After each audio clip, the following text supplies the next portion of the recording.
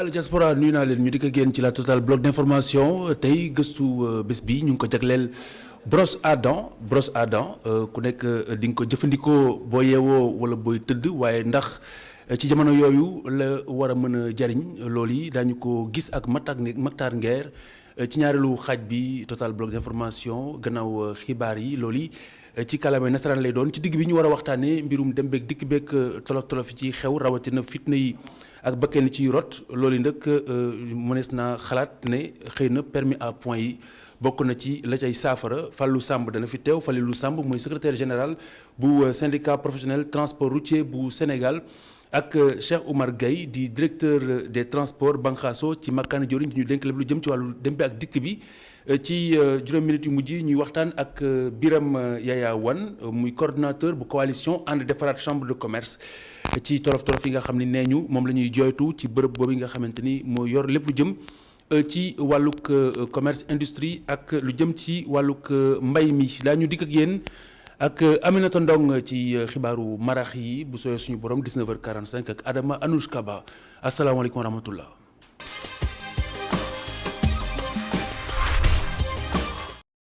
yéen ci kanam tuuti ak reportage bi ñu leen jagleel tey ci bés bi lu ko jiitu ñu ànd ak yéen ci il nous inspire ak professeur El Hadj Songe Diouf ni ki ni mu ko baaxoo bés bu jot di ñu jukkil kenn ci ñi fi jot a jaar ci ràññeeku woon moo xam ci doxalin ci njàngale wala rek ci njàmbaar.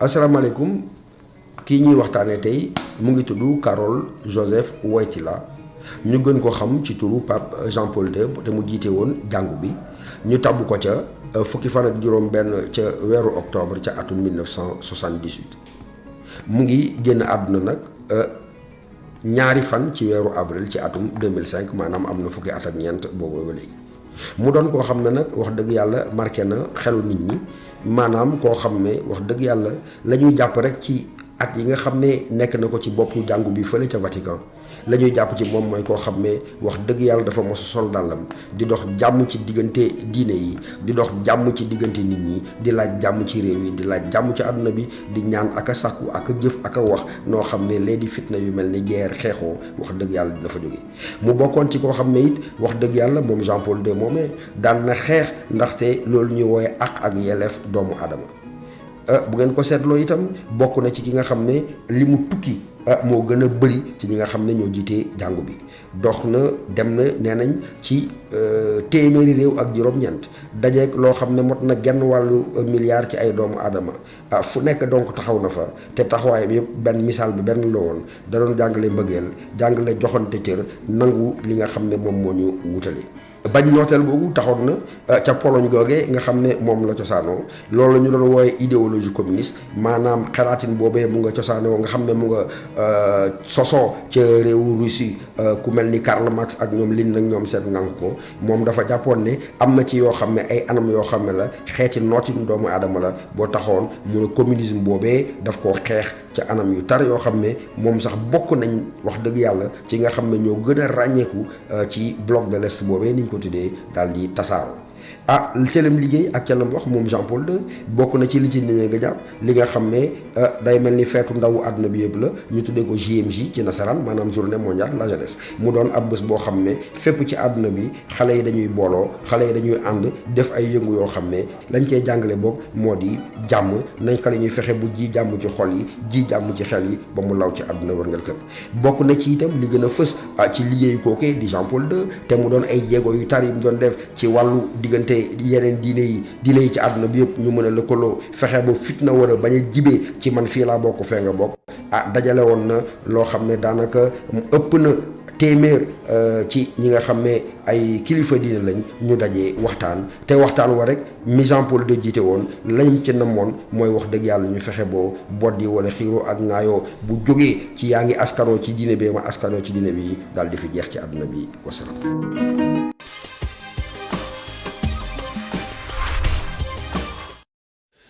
ñu dikk ak yéen kon ci lu jëm ci mbirum coronavirus bi ak taxawaayub artistes yi nga xamante ni ñoo yëngu ci wàllug peinture ak graffiti ak yu ni méngool ci gën a ñaax askan wi ñu daal di matale takk masque googu nga xamante ne nii mën na leen a yiir ku nekk ci wàll wa nga féete waaye tamit yiir ña ngay jëflanteel Awa Diop. art ci service su communauté bi. kaddu yu méngoog initiative bu artiste yu Green Riposte ci jamono bi nga xam ne nag daanaka sax bàyyeeku la ñu gis ci xeex virus bi ñoom bénévole yu Green Art engagé wu ci seenu xam-xam ngir wàllu askan bi. waaw ñun ay artiste lañu yoo xam ne bépp problème écologique environnemental bu am daf ñuy intéressé ñu agir si loolu moo tax bi feebar bi amee. fekk ñi ngi woon ci yeneen projet ñu wëlbatiku décider tamit joxe suñu participation parce que artiste nekkul nit bu nga xamante ni dara su xewee da ngay toog sa kër xaar mu jeex nga dellu ci waat su mettee ñun dañu estimer ne dañuy wàcc ci terrain bi ak communauté bi. ci miir bile peinture yi nga xam ni artiste bi di Abdelkader Diakhaté moo ko signé ak ki ñoñam di fësal wàllum sorante takkuk masque ak yeneen yu ni mel ngir xeex wàllanteeg jàngoro ji seen choix jëmale ko ci marché bii de du li nga xam ne dañu ko tandus.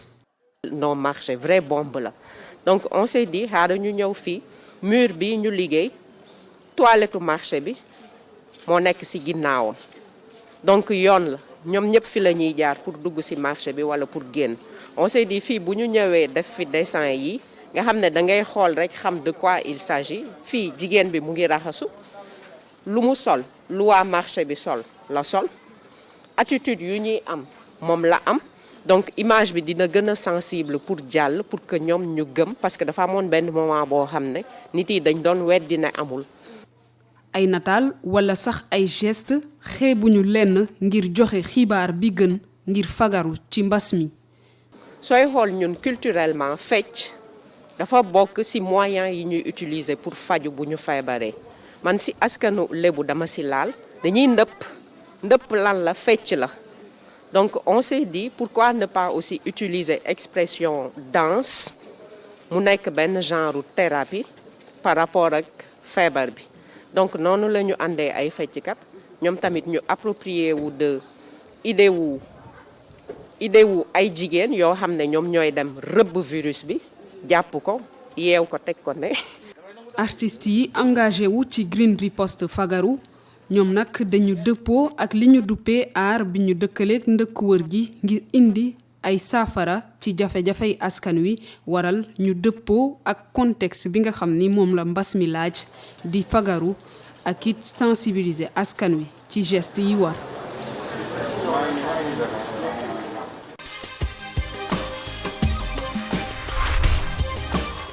ñu ànd ak yéen ci joyanti tey bi ñu ngi ko jagleel ñaari waat benn bi mooy aaw ak aaw bu ca nekk am ñaar yoo xamante ni moom lay wundu ñaar yu uute comme bu doon nasaraan ñu ne ay homonyme lañu Cheikh Abdoul Ahad Ka moo ñu koy àggee ci joyanti.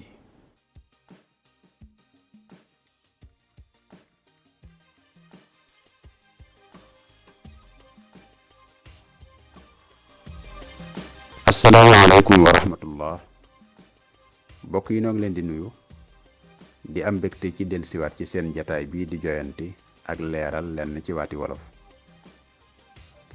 werekaan di leen ko defal ànd ceeg ITV di ci lëkkaloo kuréelu wàllu wolof tey nu indil leen yaari waat yu ñu tëggee ci yetti loy yaari waat yu ñu tëggee ci yetti loy mu di a ak wë nga boole ko muy aw nga dolli ci u muy awu aw awu yaari waat yooyu lanu leen indil tey benn aw liggéey bu nit di defal ab goroom ni ki takkal ko ab néeg walla yu ni deme ci niral nga ne awuk diw ga laa demoon di ko dimbale. benn aw liggéey bu nit di defal ab goroom niki takkal ko ab néeg wala yu ni deme ci niral nga ne awuk diw ga laa demoon di ko dimbale. ñaar ba tey ci aw wuutu kenn ci li mu doon def ngir ab coono wala dara ci niral nga ne aw ko waay li mu yenu diis na. wuutu kenn ci li mu doon def ngir ab coono wala dara ci niral nga ne aw ko waay li mu yenu diis na. ñaareelu baat bi di awu ci way wala jàng niki yëkkati kàddu ci ginnaaw bu kàddu aji dëbbe ji daanoo cig déggoo akuk nose.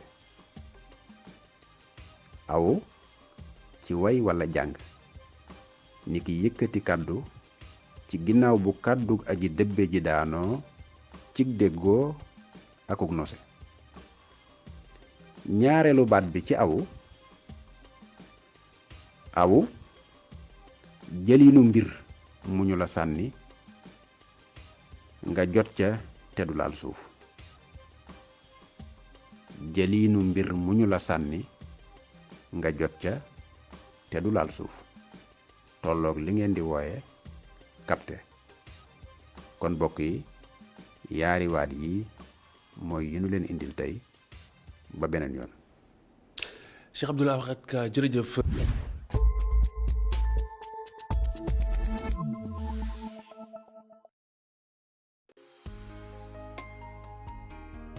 am na jamono yoo xam ni boo tuddee Cité Soleil Hacienda Belvédère wala Dalifort xel yépp dem ci dëkkuwaay bu metti ndax inondation yu tar population yi jaaxle lool ndax ñàkk assainissement.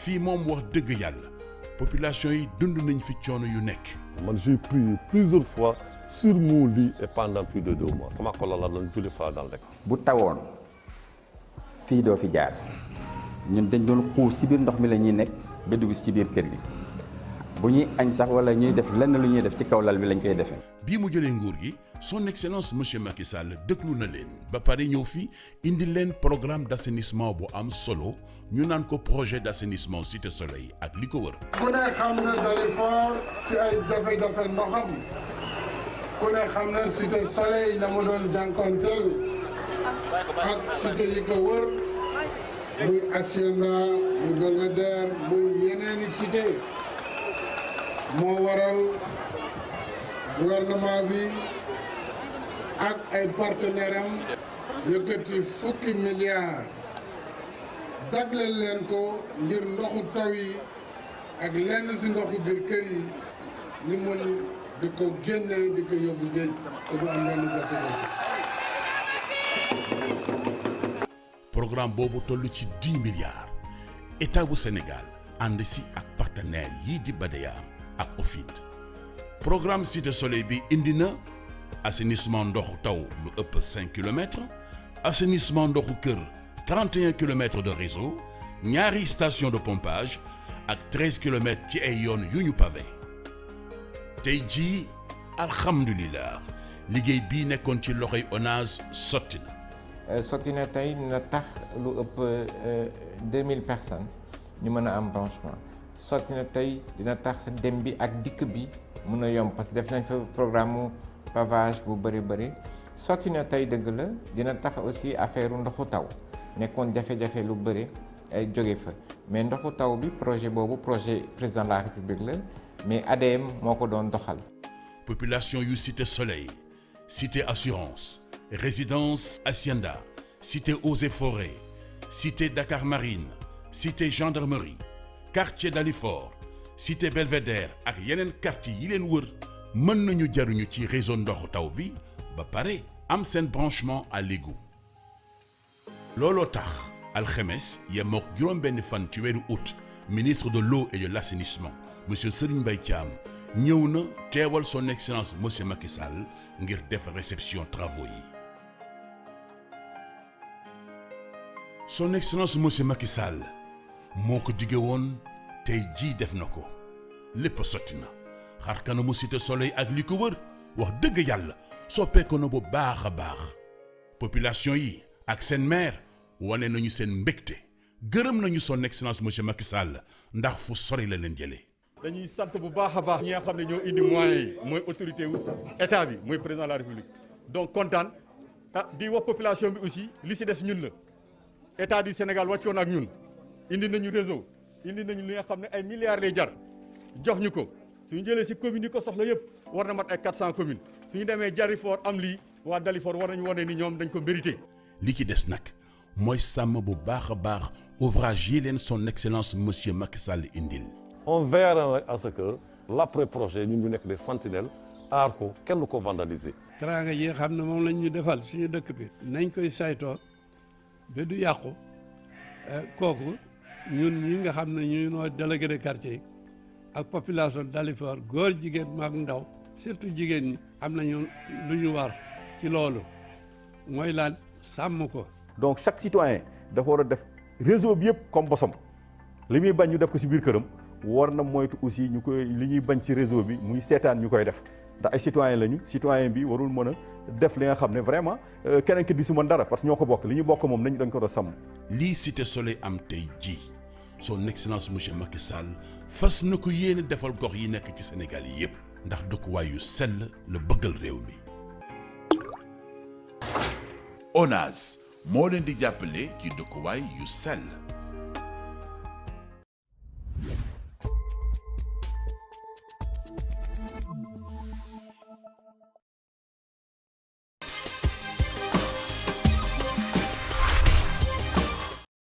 kon ñu soobu ci waxtaan wi ak directeur des transports di Cheikh Oumar Gueye ndax sàmbeen bi moom ba nëgër nii xam naa mu ngeen joganaku secrétaire général bu syndicat professionnel transport routier di njiital gare routière ba nekk ci Tëngéej dinañu dab ci waxtaan wi kon Cheikh Oumar Gueye asalaamaaleykum.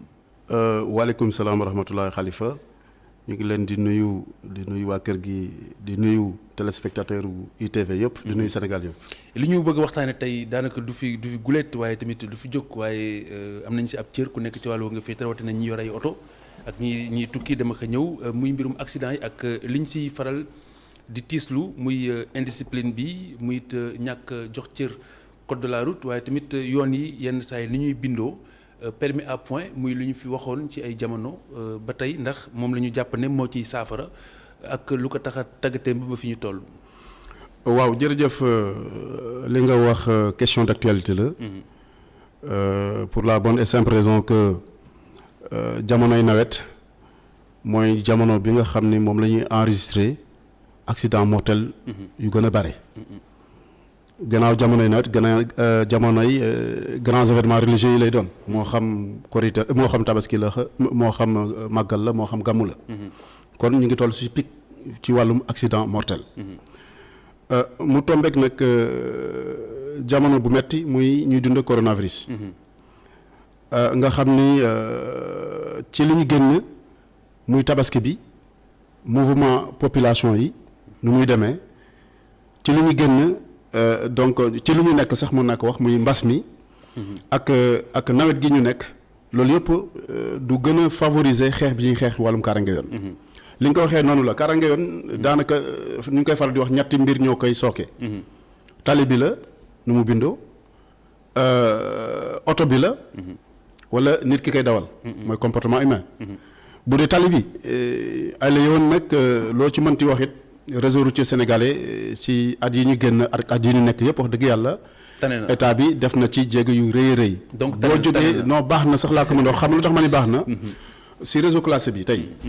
boo jógee donc près de 65 à 70%. en 2012 si réseau ba nga xam ne en bon et moyen état. nga dem ba tey yaa ngi si plus de 85%. de taux de route revêtus en bon et moyen état. kon ça veut dire que ni réseau bi daanaka. baax na laa ko mën a wax si côté boobu. boo jëlee aussi réseau non revêtu bi. donc jéego yu mel noonu gagné nañu lu tolloog en tout cas 20 points. ci 2012 ak léegi. kon nag jéego yi ci wàllum tali. ak ni ñu koy doxalee vraiment. en tout cas am na jeexital. te baax na. waaye du ñu seetlu ni aussi boo defee tali yu baax. xam nga réseau autoroutier bi gis nga nu mu toll. réseau routier bi xam nga nu mu toll. gis nañu ni da ngay defar tali yu baax mu ne ñal. comportement ñi ciy daw. tax accident yi di gën a bari sax si tali yu baax yooyu nga defar. par quoi excès de vitesse. beneen bi mooy pneu yi nga xam ne baaxul. beneen bi mooy comportement usage bi nga xam ni wax dëgg yàlla. respecté wul benn prescription code de la route. donc comportement humain di ñëwaat. boo jëlee wàllum oto yi.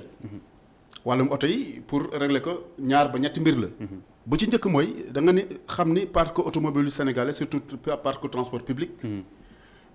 moyenne d'âge bi daanaka jege na fanweeri at wala xaw na ko romb tuuti. wala mu ëpp ko sax. waaw mooy moyenne d'âge am na yi nga xam ni sax. daanaka man bi may juddu si la oto yi di daw ba léegi. tigi yi nga xam ni sax daanaka balaa may juddu la ay 1967. ay 1956 ainsi de suite. oto yooyu nga xam ne kenn defaratu leen oto yooyu ñooy daw ba léegi oto du dee si Sénégal. moo tax ci wàllu woowu boo xoolee nouvelle loi d'orientation bi nga xam ni woote nañ ko ci assemblée nationale nga xam ni c'est le lieu de féliciter et de saluer donc le ministre Oumar Youm. nga xam ni wax dëgg yàlla ñun ñu ngi koy wooye le réformateur. bu mu ñëwee lépp li nga xam ni réforme lu jëm ci wàllum secteur. nga xam ni dina am jeexital. léegi ci secteur bi. loolu la ñu taxawee ba tax ne wàllum oto yooyu tey. indi nañu li nga xam ni comment dirais-je loi d'orientation prévoir na ko muy fixer âge d'exploitation véhicule yi. oto daawul woon dee Sénégal. da ngay am sa oto. di ko dawal pendant 10 ans 20 ans 30 ans 40 ans. boo nga changé moteur changé waat kii ñëwaat tegaat ka. oto da mosut a dee. très bien léegi nag. loi d'orientation bi lu mu indi. dafay fixer âge d'exploitation. boo dawalee oto bi ba certain âge. donc oto boobu dootul ko admettre. donc c'est vrai que loolu du problème benn loi noo ko waxee. loi d'orientation loi d'orientation bi du problème. mais problème bi mooy application bi ak.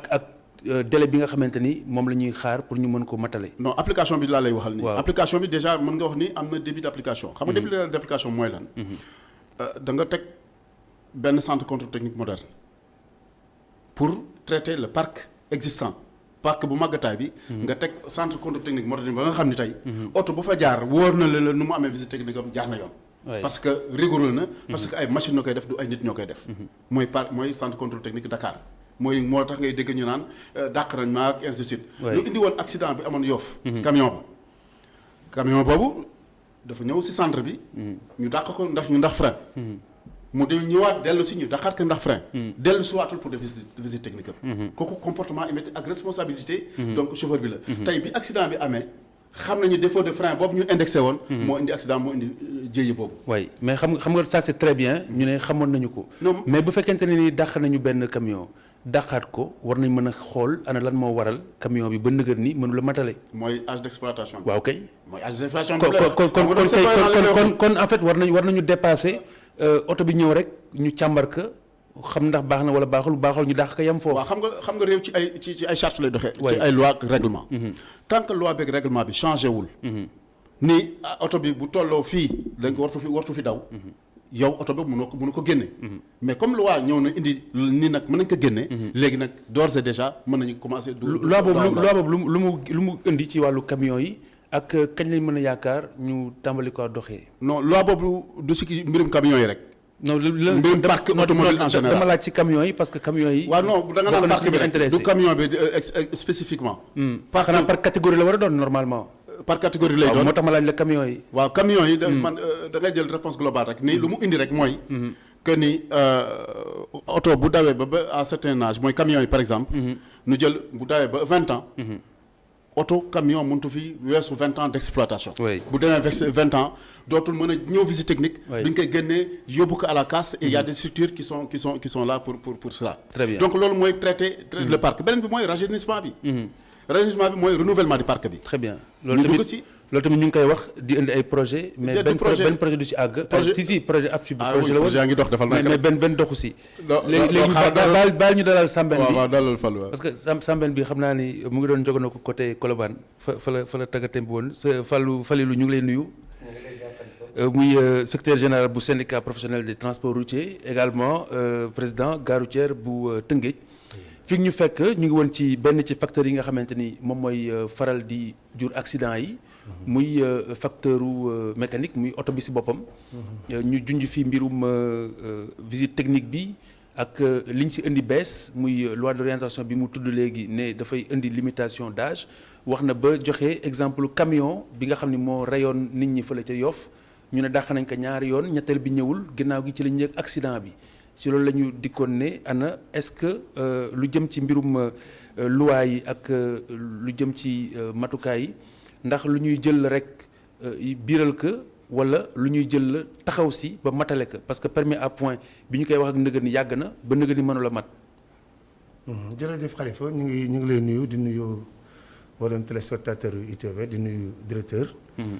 di ko balaax di ko balaax itam. lay fay fallu di wax rek ni alhamdulilah. comme ni nga ko waxee dëgg la. ñi ngi jël ay matukaay. pour wàññi accident. bokk na ci nag li ñu ci gën a naw ñun. mooy loi d'orientation bi nga xam ni ministre bi présenté na ko jamono yi. mu am ay ponk yu bari yoo xam ne nii. su fekkee ni doxal nañ ko mun na wàññi accident. waaye nag li ñuy bañ rek mooy maanaam mu nekk loo xam ne dañ koy wax te duñ ko jëfe ngir boo xoolee ci même ci professionnalisation secteur bi. xam ne tey nit ki du rek da ngay am permis nekk chauffeur professionnel. dafa am benn formation buy tegu ci loolu. c'est ça ba nga am CAP nga xam ne nga nekk un professionnel. wax nañ tam ci renouvellement parc bi. ci la xaj na ci la fekk muy parc bi moom vétuste na. ñëpp tam xam na ko ñëpp nangu na ko. mais yàgg nañ tam di teg ay projet pour renouveler ko. mais mun naa ne du ànd. xaj na nag bi yoon gis nañ ni aussi wax dëgg yàlla bu ñu ko xoolee ci suñu naataango yi nga xam ne ñoo ñu wër. xaw nañu dellu ginnaaw trop. ci wàllu parc. très bien loolu jàpp naa ni directeur aussi. mu ngi ciy wax mu ngi ciy dox tout le temps. mais xam naa dana ci gën a góorgóorlu pour que loolu tam mu sotti. xam nga si facteur boobu si la ñu desandi ba nëgër nii li waral tey Sénégal visite technique am fi. ñu am yeneen yi ñu indi ngir gën ko renforcer muy limitation beeg yu ni méngool. mais teewul ba fi ñu toll nii booy seet Sénégal ba jamono ji oto ngi daw alkaati teg si bët usage teg si bët ñu xam ni oto bi kat méngoowul ak oto bu war a daw ñëpp toog seetaan ba musiba am. loolu ndax yaakaar nga ni lu fi mën a jóge la ci réew mi est-ce que am na volonté politique bi réellement pour mu jóge fii. waaw war na fi mën a jóge parce que xam nga li fi indi centre visite technique nga xam ni wax dëgg yàlla comme loolu man nekkoon na aussi lu ma jàppoon c'est que posé woon naa question bi loolu moom ci jaaxle bi ma déggee ni camion boobu visite am jeex na presque depuis 2019 comme 2018. janvier jaaxaloon na ma naka la mënoon di daw di romb contrôle ci yi. justement loolu mooy problème bi xam nga problème bi du existence su visite bi parce que visite bi am na fi. mais ba tey am na fi teewul ba nëgër ni. waaw xam nga tam loolu volonté politique boobu ñun bu ñu sañoon day am. parce que xam nga ñi tudd professionnel. bu ñu sañoon dañuy assainir seen métier. dañ koy sekk waaye xam nga loolu tey fi mu nekk nii la faute à qui bu fekkee ni état bi nee na. ku sa visite technique jeex demal centre ba nga passé. ki visite am jeex au lieu mu dem centre ba muy faufilé wu di def ay pexe ba yàlla natt ko mu def accident ba rey ay doomu aadama. bon il a la responsabilité borom oto bi am na ko ci. conducteur bi sax boo demee am na ci responsabilité mais conscience humaine am permettre ko sax mu xam responsabilité bi nan la toll. mais ki ci ëpp responsabilité mooy ki nga xam ni moo war a réprimer moo fi nekk pour loolu. di seetaan ba loolu am. kon boo xoolee ay responsabilités yu bare bare yoo xam ne nii. dañ ci nekk la mais li ma mën a wax rek mooy. wax dëgg yàlla état ni ma gis rawatina bi nga xam ne tout récemment dem nañu jëm ñaajo ministre bi faire benn exposé. ci projet de loi d'orientation boo xam ne nii bi mu ko tegee. ña fa nekk ñëpp ci acteurs yi dañ ni lii vraiment war na am. xëy na limitation d'âge boobu mooy facteur bu déterminant boo xam ne si indi saafara mais juste pour terminer si facteur boobu dañuy gis tey oto yi gën a mën a def ay victimes bu ñu accidenté mooy auto transport yi rawatina interurbain yi da ngay toog si tali bi gis oto boo xamante ni dafa weng nii lay dawee ba si tata yi ñaaree nga gis tata boo xamante ni nii lay dawee waaye ñëpp ñu ngi si teggi bët te alkaati bu ko arrêté mën na laa tallal visite technique loolu lan moo ciy pexe. waaw xam nga il faut que ñu leeral benn mbir encore une fois de plus visite technique du jeexital visite technique inspection auto la ci à un instant T donné instant T plus 1 auto bi mën na wane ay défaillance te fekk na à l'instant T amul woon benn défaillance jox nañ ko visite technique.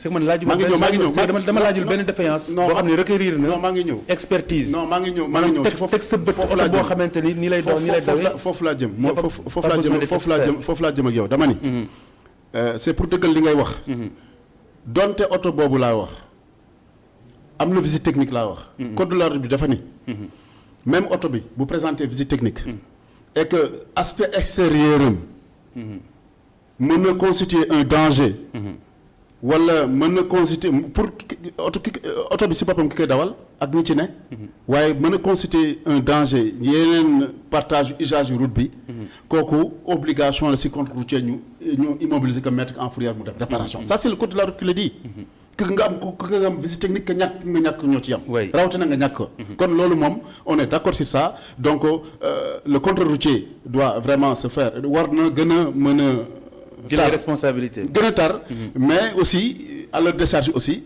dans tous les pays du monde contrôle routier ça se fait par échantillon du 100 oto yu la romb rek 100 oto yëpp nga contrôler leen 100 oto bu la rombee 10 nga ciy contrôler wala 9 donc loolu mooy indi ñii di échappé ak yooyu mais loolu xëy na du lay mais daañu gën a baral contrôle routier boobu waaye bu ñëwaat pour ñëwaat benn aspect leeral lu ñu doon wax léegi ci renouvellement de parc bi ak lu tax ñu daan teg ay projet mu am ay jafe-jafe bu si ëpp financement lay doon am stratégie ba nga xam ni mooy permettre ñoom benn financement pérenne pour le renouvellement de parc loolu moo tax loi d'orientation bi indi quoi le fonds de développement des transports terrestres fonds de développement des transports terrestres boobu donc contribution yi c'est-à-dire que xaalis bi nga xam ni moom le secteur bi généré mooy alimenter ce fonds là du budget de l'État du keneen kon donc fonds ba nga xam ni donc ñoom fàllu yi ñoo koy joxe ci redevance yu am ci gare routière yi ñun ñoo koy joxe si visite technique yu ñuy def yi ñun ñoo koy joxe si suñu ay permis de conduire ñun ñoo koy joxe si âge d'exploitation des véhicules donc mu doon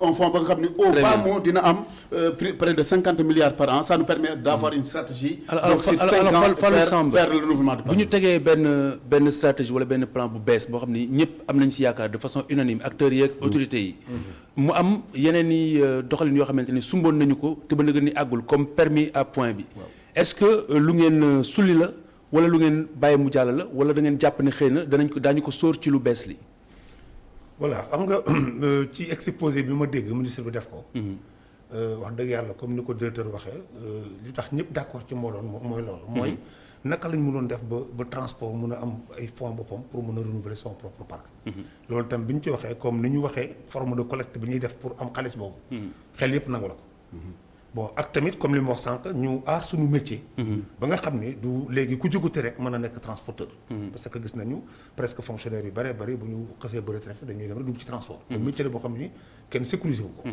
amaa que nag permis à point ñun de bañuñu ko parce que dañu ñun ay professionnels lañu bu ñu sañoon ku mel ni man nga xam ni ca njàngum oto yu jëkkee la jàng oto pendant presque 10 ans sama patron sama sëriñ la woon dama ko doon bayal di ko bës ba am permis nga xam ne dama doon toog ci roq bi yor sama code di ko jàng yàlla di ma suturaal ma dawal tey ba ma toog fi nekk responsable kenn musuma constaté kon man gëm naa ni su fi permis à point amoon du ma déranger mais dañ ni est-ce que mesure d'accompagnement yi mu war a àndal est-ce que ànd na ak moom préalable yi ma jël ci rek benn point tey directeur ñun bañuñu ko mais buñ àggoon ci constater infraction bi ak kuy retirer point bi foofu la problème bi nekk mesure d'accompagnement yi mooy yi nga xam ne ñun moo ñuy xaw a mais maintenant que numérisation am na xëy na si lay gën a yombee très bien moo tax ma ne su fekkee ni mesure d'accompagnement yi teew na waaw ñun bañuñu ko alors directeur waaw man sama réaction si foofu mooy ñun ñu ngi si processus yaa ko tudd léegi numérisation bi numérisation bi lu ko indi mooy ñu am un support électronique informatisé sécurisé bi permettre bu mën a emmagasiner des données mooy la puce qu'on a incorporée sur les permis de conduire donc mënoo koo appliquer permis à point tant que ñëpp amuñu ce permis parce que bu ñu am à deux politiques à double vitesse. donc permis yi ba tey mu ngi valable kon. non valable tul. à Dakar non ñu ngi doog a pare ñu ngi. waaw Dakar ñu ngi doog a pare. kon kay a priori ñëpp am nañu ko appliqué comme tu sais pourquoi. oui région yi xam nga ak Dakar commencé wuñu woon. ndoowoonu woon donc changement permis. oui du leen mayoon ba mois de juillet bii. pour ñu jeexal seen remplacement mais bu leen fàtte ñun depuis Covid bi duñu arrêté woon suñuy service. toog nañ 3 mois yi nga xam ne liggéey ñu. donc bu ñu taxawee ni arrêté nañu. ñoo leen di pénaliser kon. très bien donc duñ koy puusaat. ba fii ak fin de l'année bi ñoom ñëpp remplacer seen permis. su ko defee avant la fin de l'année les discussions qu'on aura avec les acteurs. effectivement si yu muy posé nii si mesures d'accompagnement yi. dina fekk yooyu yëpp yemb. su ko defee bu ñu waree teg. permis à point du ñu koy teg ñëpp ànd si. il doon reste 2 minutes dama bëgg benn aspect boo xamante ne bu am importance la boo xam bëgg naa nga indi ñu si ay leeral mooy circulation gros porteurs yi en zone urbaine. ci journée bi foog naa ne loolu mooy indi ay jafe-jafe lu si bari lan moo tax à chaque fois bu ñu délimiter benn tranche horaire pression am ba nguur gi reculer pourquoi à chaque fois mel ni transporteurs yi xëy na am na lu ngeen leen ragalee. non moi je pense que du question ragal. bu ñu xuppee rek ngeen arrière. déedéet du question ragal ay transporteurs yooyu da nga nit ñi dañuy fàtte ni ñun dañu am port.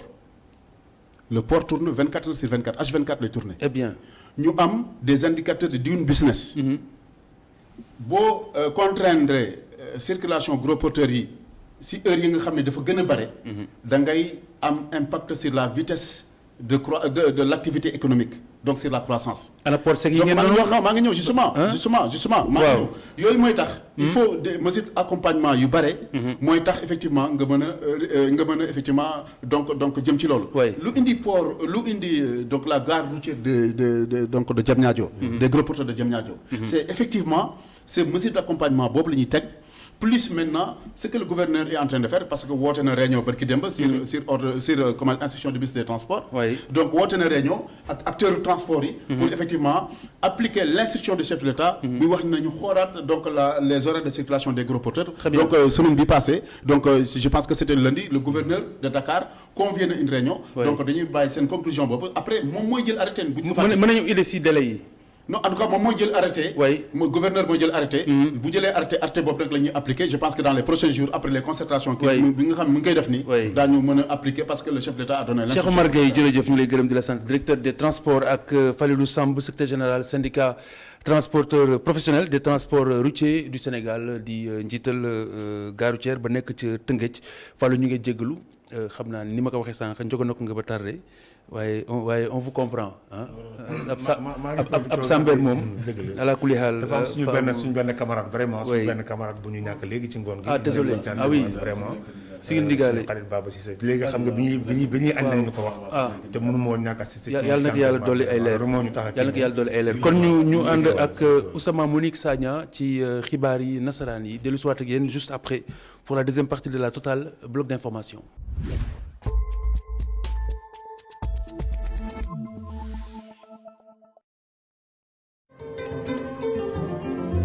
fexe ba mbas mi du loofal sunu koom-koom nasaxal sunu dundin moo tax njiitu réew mi Macky Sall jël dogal jàppale artisan yi loru ci mbas mi di Covid 19 jàppale boobu day ñëw yokku ci li président Macky Sall sumb jëmale ko ci ndimbalu PEJA moo xam ko am ak ko amul carte professionnelle ba tax na ku bëgg a bindu mën nga koo def lu ko dalee fukki fan jëm fukki fan ak juróom-ñett ci weeru août bi ñu nekk ci mboole mu diwaan yi ci réew mi artisan yi loru ci mbas mi nag nañu bindu ji ci ay fiche de recensement ci mboole mu chambre de métier yi ci réew mi mbaa ci site internet ministère bi www.mefpa.gouv.sn recensement bi nag artisan yi bokkoon ci ndimbalu PEJA bokkuñu ci.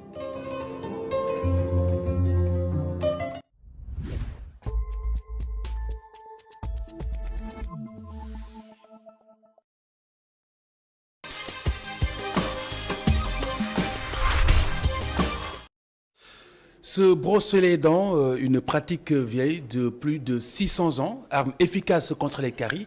Chaque jour, des millions de personnes font ce geste au réveil ou encore avant le coucher. Beaucoup pour chasser la laine, la mauvaise haleine. Et pourtant, ce n'est pas le but principal. Un dossier de Moussa Fall et Matar Nguer. Va te brosser les dents. Enfant qui n'a pas entendu cette phrase. Ce geste est devenu un réflexe aujourd'hui. Au réveil ou avant d'aller au lit, chacun y va de son habitude. Chaque matin et chaque soir, avant que je mange, tous les matins, j'utilise ma brosse. Et chaque soir, si je mange avant que je dors, j'ai l'habitude de me brosser les dents la nuit après le dîner. Également au réveil, après le petit déjeuner, je me rebrosse les dents. Comme ça, donc pour se brosser, c'est après les repas.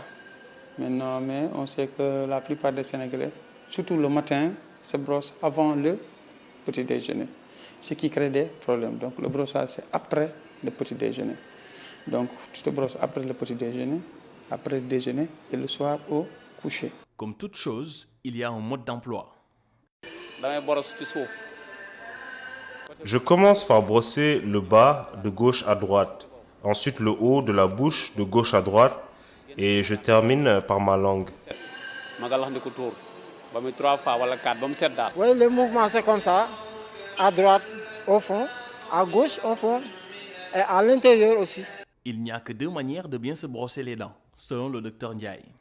Tu quittes pour le haut, tu quittes toujours de la gencive vers le blanc. Donc on dit que du rose vers le blanc. Donc la brosse est maintenue comme ça et donc tu fais descendre les éléments pour que ça sorte entre les dents. Donc tu fais comme ça, du haut vers le bas, si c'est les dents du haut. Tu nettoies bien, de gauche à droite. Après, tu nettoies à l'intérieur, tu fais la même chose. Et après, tu te blancs les surfaces occlusales, c'est-à-dire que là où on mâche. Donc il faut bien brosser là et un peu au niveau du palais. Et si c'est les dents du bas, c'est le contraire, c'est du bas vers le haut, toujours rose vers le blanc. Vous faites comme ça. Après, à l'intérieur, vous faites comme ça. Il y a la langue comme ça, vous nettoyez bien la langue. Hein. Après, vous rincez.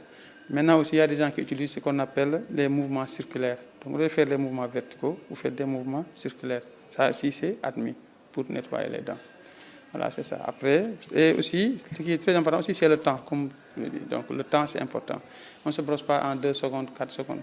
Pour le choix du type de brosse, donc, souvent, on prescrit les brosses à dents souples, parce que les brosses à dents très très dures, donc ça agresse la gencive. Et quand la gencive est agressée, ça crée des problèmes parodontaux. Donc, la gencive, quand tu l'agresses, ça repousse, ça monte. Si c'est le haut, ça monte. Et la racine commence à apparaître et la racine, elle est sensible. Donc, ça, vous avez des problèmes quand vous buvez quelque chose de froid ou bien quelque chose de chaud. Donc, une brosse à dents souple, donc se brosser doucement, ce n'est pas la peine de frotter donc très très fort, parce que ça agresse la gencive. Ce n'est pas le fait de frotter fort qui règle le problème, mais c'est le temps. Pour la petite histoire, la brosse à dents a été inventée en 1498 par les Chinois, un outil qui a révolutionné l'hygiène bucco-dentaire. Marc Tanguer, bonsoir. Bonsoir, Khalifa. Alors, à la lumière de ce reportage, les Sénégalais, finalement, se brossent-ils mal? Oui, c'est ce que ça laisse penser, parce que se brosser les dents est devenu une routine actuellement, et les gens ne prennent pas le temps nécessaire pour sa bonne réussite. Mais le docteur Ndiaye l'a dit dans l'élément, se brosser les dents, ça exige des méthodes. Il y a une méthode à respecter. Parce que les mouvements horizontaux sont à éviter. Ce qui est recommandé, ce sont les mouvements verticaux et les mouvements circulaires. Voilà. Très bien. Et le choix de la brosse à dents est-il important? Très important. Parce que si vous choisissez une brosse trop petite ou trop grande, ça empêche ça empêche de se brosser les dents correctement. Donc, choisissez une brosse qui adaptée à votre bouche. Et il faut éviter les brosses à dents dures, car les poils, excusez-moi, trop rigides ne permettent pas un nettoyage efficace entre les dents. Et ça ne fait pas du bien forcément à la gencive. Voilà. Y a-t-il d'autres erreurs à éviter lors du brossage de dents? Les autres erreurs à éviter, je vais choisir 2. Il ne faut pas conserver sa brosse à dents trop longtemps. Parce qu'une brosse à dents, ça se renouvelle tous les 3 mois. Tous les 3 mois. Au Sénégal, on a l'habitude d'utiliser